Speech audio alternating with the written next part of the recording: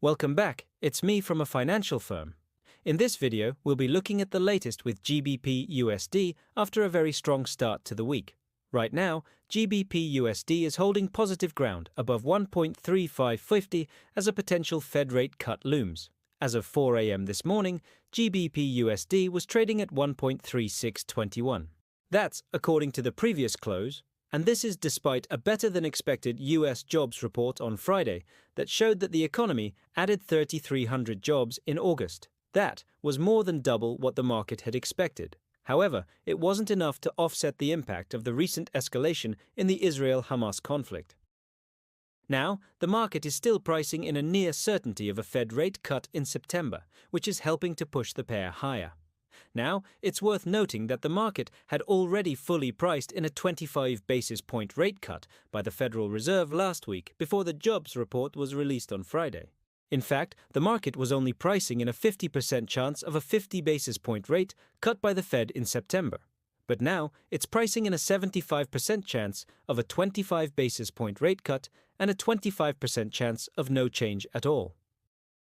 This is despite the jobs report showing that the unemployment rate has fallen to 3.8%, which is the lowest level in more than 2 years. It also showed that wages are continuing to rise at a robust pace, which could keep inflationary pressures high.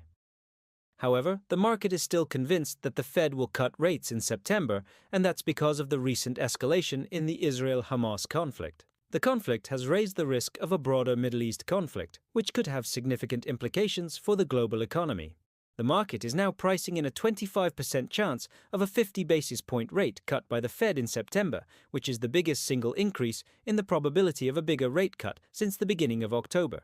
Now, the market is still pricing in a 75% chance of a 25 basis point rate cut, but this could easily change if the conflict escalates further. If it does, we could see a much bigger rate cut than what the market is currently pricing in. In fact, the market is already starting to price in a potential 10 basis point rate hike by the Bank of England in November.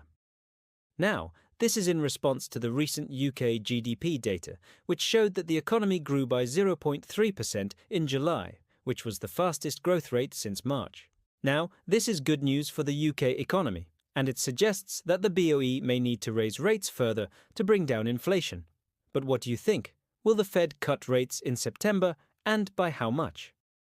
Let me know in the comments below. If you liked this video, you might also like my other content, where I talk about all things markets. Thanks for watching, and see you next time.